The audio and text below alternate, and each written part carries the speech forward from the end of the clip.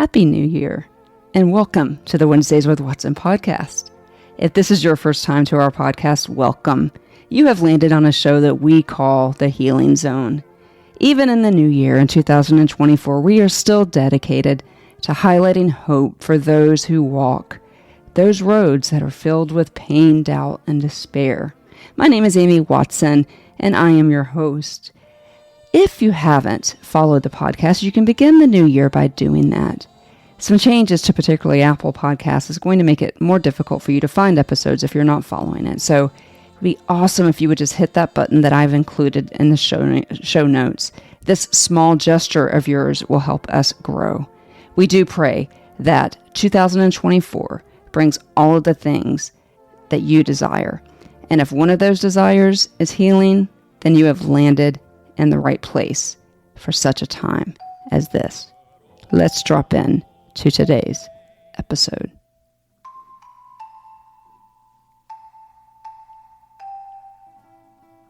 As I mentioned this season, we are deeply diving into faith. What does faith mean? And how does trauma influence faith? Or does faith influence our healing? Is there victory in defeat?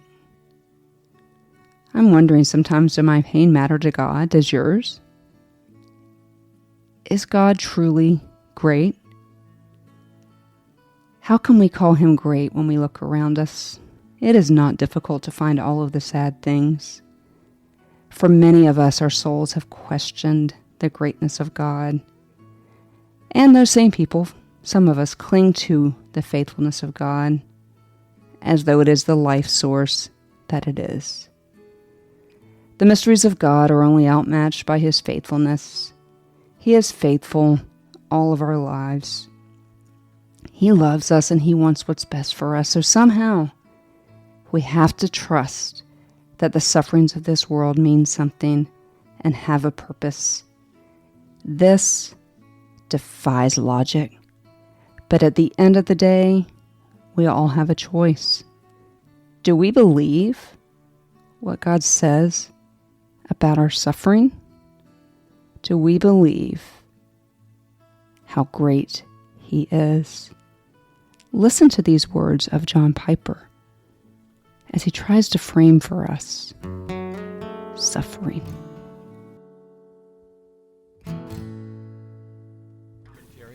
Not only is all your affliction light in comparison to eternity and the glory there, but all of it is totally meaningful. Every millisecond of your pain from the fallen nature or fallen man, every millisecond of your misery in the path of obedience is producing a peculiar glory you will get because of that. I don't care if it was cancer or criticism. I don't care if it was slander or sickness. It wasn't meaningless. It's doing something. It's not meaningless. Of course you can't see what it's doing. Don't look to what is seen. When your mom dies, when your kid dies, when you got cancer at 40, when a car careens into the sidewalk and takes her out, don't say it's meaningless. It's not. It's working for you an eternal weight of glory. Therefore, do not lose heart, but take these truths and day by day focus on them. Preach them to yourself every morning. Get alone with God and preach his word into your mind until your heart sings with confidence that you are new and cared for.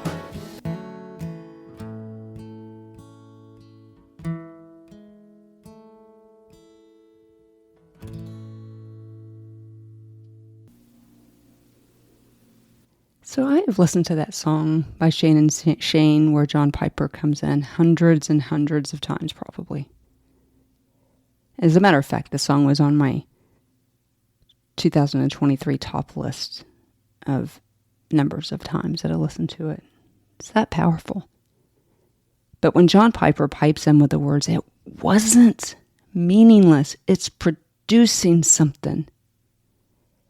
Comfort overtakes me in these moments because I know that if I believe that the sufferings of this world have a purpose not just here but in eternity, it helps straighten those crooked roads of pain and loss and suffering, much of which have been added to in 2023, with more promises of 2024 bringing another loss.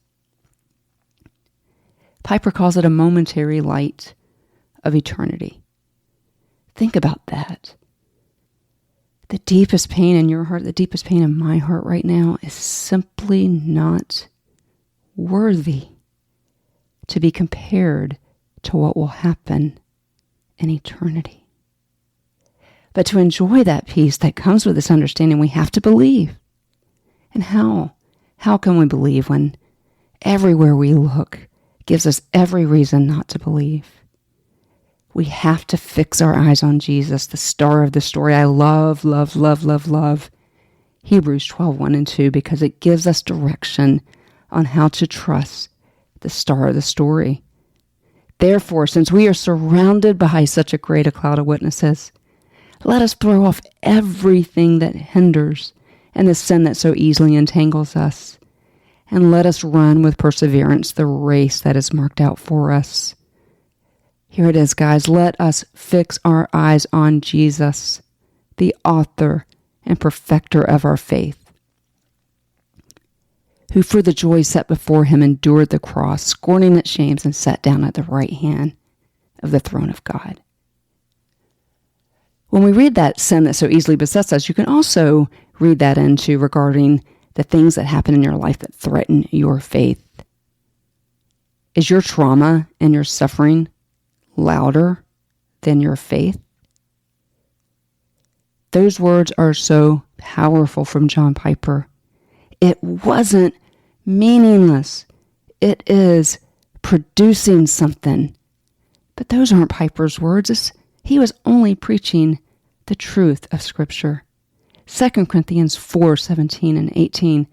For our light and momentary troubles are achieving for us an eternal glory that far outweighs them all. So we fix our eyes not on what is seen, but what is unseen, since what is seen is temporary, but what is unseen is eternal. Can you hear Piper in your mind? Take heart. Of course you can't see it. Don't focus on what is seen, but what is unseen. Preach it to yourself. Here's the deal, listener. You can see your pain. Are you willing to examine what you cannot see? I was reminded of another scripture with a similar message also written by the Apostle Paul in Romans 8:18. For I reckon that the sufferings of this present world are not worthy to be compared to the glory that will be revealed in us. Okay, now it's family time, because I know what you're thinking on the other side of this microphone, because it's screaming in my ear too. Your sufferings feel meaningless, and your heart may be ready to give up. That's where faith comes in. As the old song by For Him reminds us, where there is faith, there is a voice calling. Keep walking. You're not alone in this world. Where there is faith, there is a peace like a child sleeping, hope everlasting in me, who is able to bear every burden, to heal every hurt in my heart. It is a wonderful, powerful place where there is faith. So how do we get to where there is faith?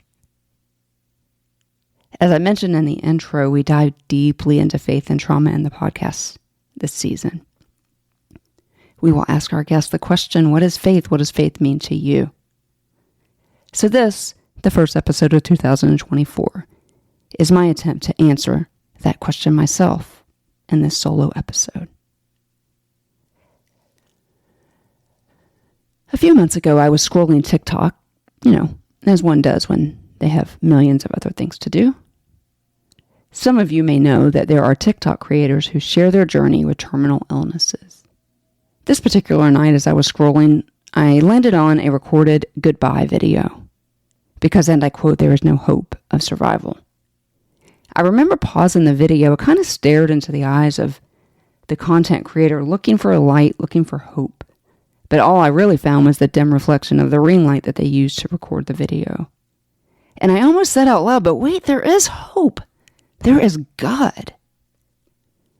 And I almost said to myself, like, who is this person right now? Because it was a moment for me. I usually am the one praying for God to help the family when the person dies. I'm not the person who asks for miracles. That's my trauma talking. How do I get my faith to talk? It was talking that night on a TikTok scroll. Something shifted inside of me that night. And maybe for the first time, even if it was for a fleeting moment, my faith was stronger than the ills of my trauma. I realized that I had decades of scripture memorization that backed up my claim. Wait, there's God. You might not die from your illness. The verses in the passages of scripture that provide evidence for the faithfulness of God flooded my mind, and I began quoting the verses out loud. Without faith, it's impossible to please him, we see in Hebrews 11:6. I remember the passage in Mark chapter 9 when a father brings his child to Jesus for healing. It's kind of interesting because what happens before this was really important, kind of a big deal, it was a transfiguration. So they came off that mountain on a high to a group of people. And so when the man came to Jesus and asked him to heal his son, Jesus almost chastises him and those around him because he half-heartedly asked Jesus to heal his son. And Jesus' response is this: "You unbelieving generation, bring the boy to me." When they bring the boy to Jesus, the man says, as a follow-up, "Jesus, if you can have pity and heal him." And I love the response of Jesus in this passage. If I can, he follows with everything is possible for those who believe. The truth is, we all wonder if or will God will heal us of our pain from brokenness of man. And so those words of Jesus should bring comfort to us. Everything is possible to those who believe. Okay. More family time, pause. Because I know the thought that just popped into your head. That same sea of doubt has taken residence in my brain and owes me decades of rent. Yours owes you rent too. I know what the thought is. But this is hopeless. My pain is hopeless. My addiction is hopeless. My broken relationships define me. You don't know, Amy. You aren't talking about a God who feels familiar to me. And I get that. I really do. But then the words of Jesus assault me. You unbelieving generation, bring the boy to me. Or for us, you unbelieving generation, bring your pain to me. Are you like me and can sometimes be a citizen of an unbelieving generation? I fully admit that more often than not, I am a citizen of the refusal to give myself permission to believe tribe, because I know that if I fully believe and chase the eternal purpose of my pain, God might disappoint me, and I air quote that, and not do what I ask, right? Then I have to deal with what feels like an abandonment from the God of the universe. So in many ways, it's easier to pray for the fallout and not for healing, because that way, I don't have to put my fragile heart on the line, and by faith, ask God for anything. But make no mistake, guys, this robs me and you of healing that comes from believing. The fact is that where there is faith, there is also that intersection of where joy and sorrow meet. When we understand that the temperance of this world and that this world is not our home, we are met with sorrow on this earth, but the joy of what will be overshadows the earthly sorrow if we give it some thought, if we give it some time to think about it. Our earthly perspective on sorrow and pain here will feel hopeless in all the things. But when we fix our eyes on the one telling the story. And we trust that he is writing a Pulitzer Prize winning story. We can live where there is faith. So, what does faith mean to me? It means renewing my mind every day, just like John Piper says in that monologue. We see in Romans 12:1 and 2 that we must renew our minds. The pain is real. My pain is real. Your pain is real. Pain often writes the rules. And we must let the truth of Scripture be our filter when choosing to believe in God's sovereignty and goodness. And then pain begins to matter here too. So God kind of gives us a glimpse of our purpose here in this already but not yet dichotomy, which is extraordinarily kind of him. As we enter a new year, none of us know what 2024 has in store for us. As the old statement goes, we don't know what tomorrow holds, but we know who holds tomorrow. Do you believe that? Because I'm here to tell you that true healing and purpose only come through the star of the story. His name is Jesus. We know from Scripture that there is only one way to the Father. His name is Jesus. All you have to do is take one step towards believing, and then you can step into those healing waters of faith. And one day, you too will feel that shift that I felt that night, where your faith influences your pain. You won't allow your pain to lie to you anymore about who God is, or if your pain matters to God, and if it matters for eternity, because we know that it does. Verse 16, do not lose heart. Though our outer self is wasting away, our inner self is being renewed day by day. So even if you are like me and you still live with the symptoms of PTSD and your trauma, the outer self is wasting away, but do not lose hope, because the inner self is being renewed day by day. Clinging to these promises is crucial for healing, especially for those of us that still live with the ills of our trauma. Remembering that this is not your home may help it hurt less. Remembering that the outer self is wasting away and that the inner self is being renewed may give you the fight that you need.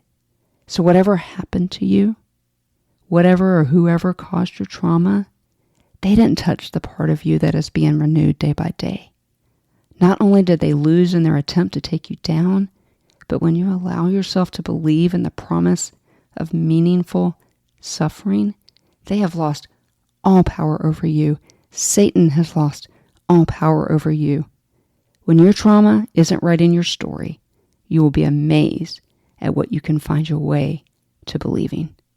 I still remember that TikTok video and the shift in me that refused to believe that anything is without hope.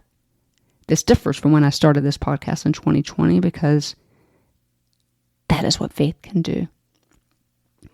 I no longer struggle to answer a question I get a lot after people hear the totality of my trauma.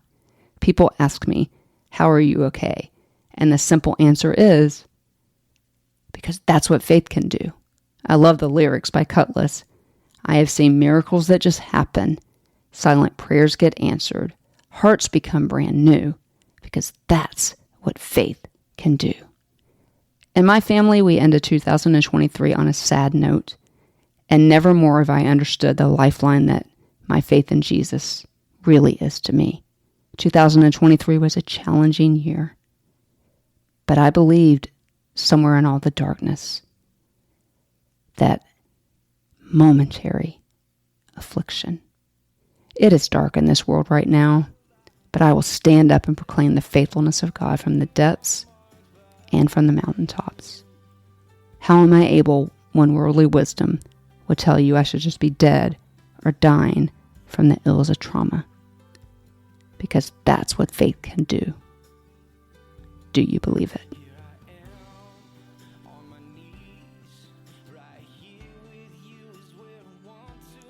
Hey guys, thank you so much for listening to today's episode. It was a deeply personal episode, and I hope that you go away from having listened to the episode wondering if you can also find faith that heals, faith that informs, your trauma and not trauma that informs your faith.